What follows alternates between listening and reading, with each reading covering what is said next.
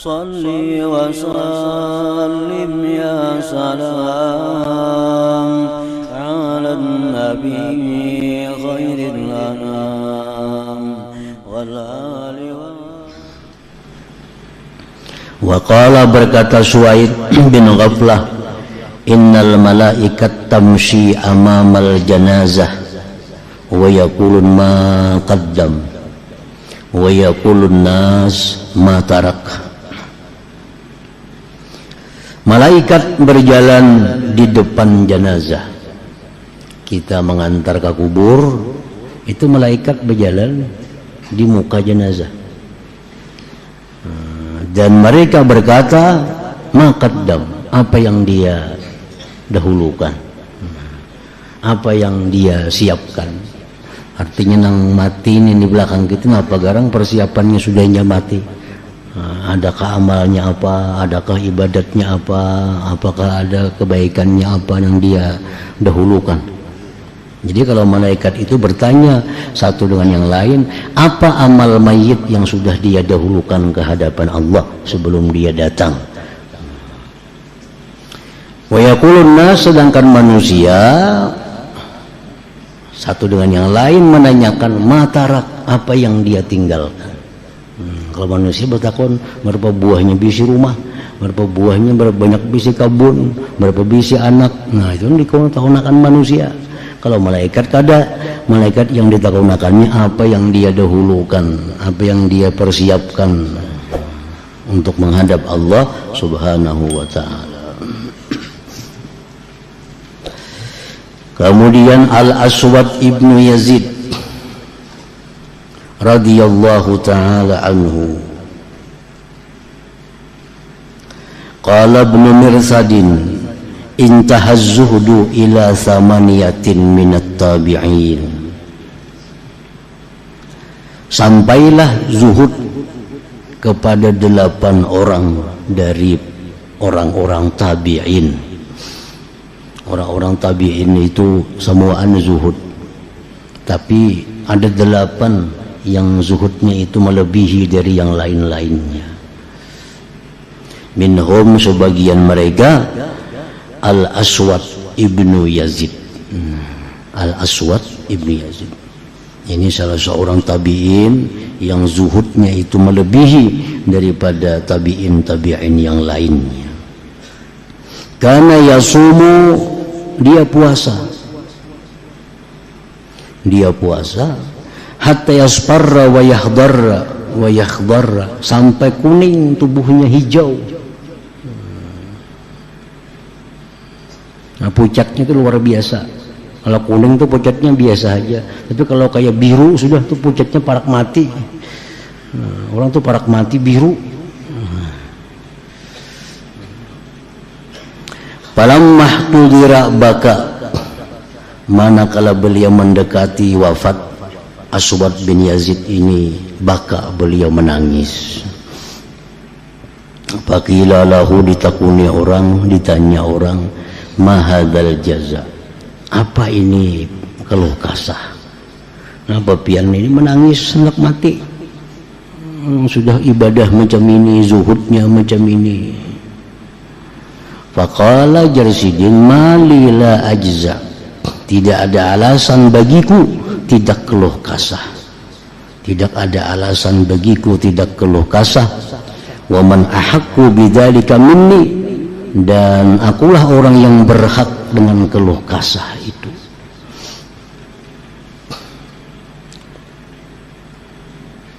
Siapa jasir yang kada keluh kasah macam ini, dan aku yang paling berhak keluh kasah. Wallahi law utitu bil maghfirah min Allah la ahammanil haya'u minhu bima qad sana'tu.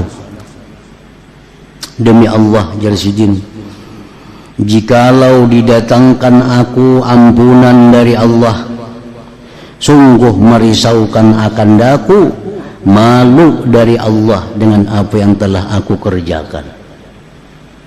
Kalau aku Jarsidin diampuni oleh Tuhan, diampuni oleh Tuhan, tapi sabuting nama pikirakan betapa malunya kena aku berjumpa Allah, sopannya berjumpa Allah. Bandingannya macam apa? Innar rajul la yakunu bainahu wa bainar rajul az-zambu as-saghir faya'fu anhu fala yazalu mustahiyan minhu. Seseorang Jalsidin, seseorang adalah antaranya dan antara orang lain kesalahan kecil. Dia maafkan daripadanya, tapi dia senantiasa malu daripada orang itu.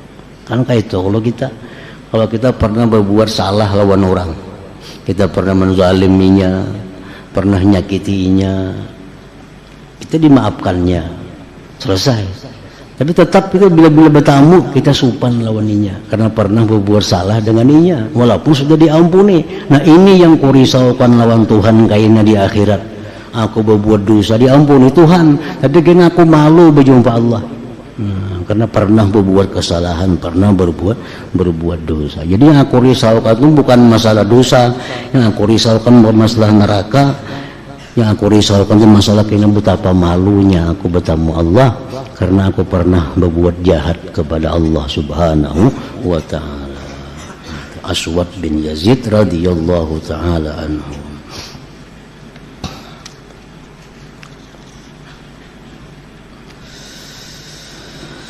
Masruq ibn al-Ajda' radhiyallahu ta'ala. Kemudian lagi di antara aulia Allah ada yang namanya Masruq ibn al-Ajda'. Qala berkata Masruq, bihasbil mar'i minal jahli ayyu'jiba bi'amali wa bihasbil mar'i minal ilmi ayyakhshallaha.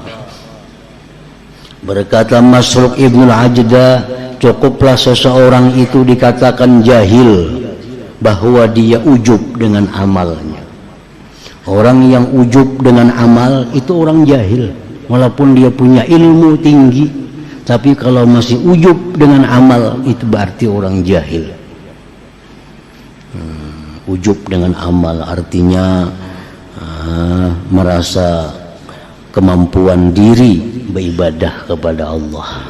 Itu ujub, merasa hebat kawa sembahyang malam, merasa hebat kawa khatam Quran, merasa hebat kawa puasa Daud, merasa hebat tanpa mengingat itu anugerah Allah. Itu ujub, itu orang jahil aja sih.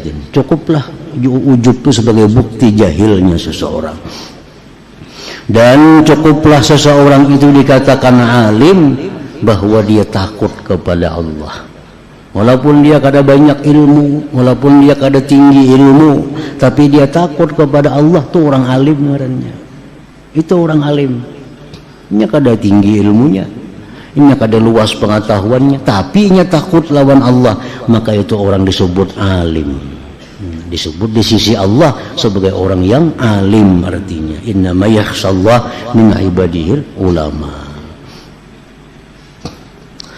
Wa qala, dan berkata lagi Masruq, idza balaga ahadukum arba'ina sana falyakhudh hizrahu minallahi ta'ala. Berkata lagi Masruq, bila sampai salah seorang kaum umur 40 tahun, maka hendaklah dia mengambil kehati-hatian dari Allah Ta'ala. Kalau umur sudah 40 tahun, hati-hati artinya. Karena banyak sekali asar sahabat tabi'in maupun hadis yang mengatakan bahwa tentang bahayanya umur 40 tahun kalau kada ada perubahan akhlak, kada ada perubahan kelakuan dari sebelumnya. Umur 40 itu umur manusia berada di puncak pemikiran, puncak kekuatan, puncak segala-galanya. Kalau orang sudah lewat 40 terus semuaan menurun, kekuatan menurun, ingatan menurun, semuaan menurun. Nah jadi macam apa orang itu akhlak berikutnya itu tergantung bagaimana di umur 40. Banyak perkataan para aulia Allah di zaman tabi'in mengatakan bahwa umur 40 itu adalah alamat umur dia mati. Macam apa akhlak di 40, itulah akhlak yang bakal dia bawa mati. Kalau dia akhlak di umur 40 cinta kepada dunia, dia matinya akan cinta kepada dunia. Kalau orang akhlaknya di umur 40 itu cinta akhirat, karena dia mati akan cinta akhirat. Di 40 itu merupakan penentuan manusia. Hati-hati dengan umur 40, ujar Masruq bin Ajdah.